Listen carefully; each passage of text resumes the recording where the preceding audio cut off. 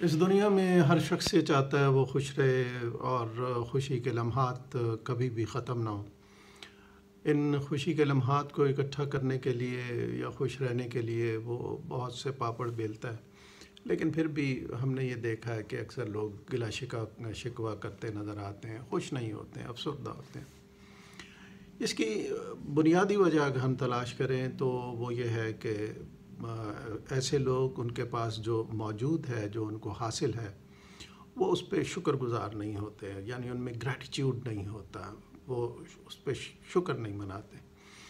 جب ہم جو چیز ہمارے پاس موجود ہے اس کو ہم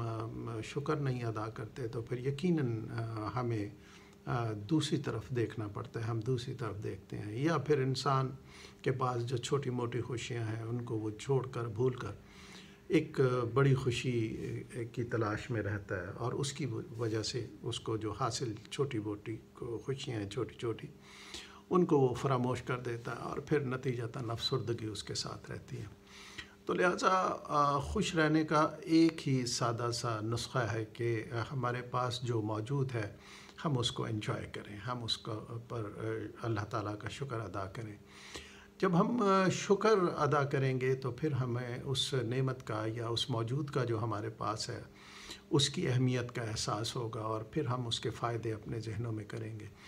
جب ہم ایسا کر رہے ہوں گے تو پھر منفی خیالات ہمارے قریب نہیں آئیں گے، یعنی جو ہمیں حاصل نہیں ہے وہ ہمارے سے دور ہو جائے گا۔ تو جتنا ہم اس چیز کو پریکٹس کریں گے، شکر گزاری کو اپنائیں گے، اتنی ہی زیادہ ہم اپنی خوشی اور خوشی کے لمحات کو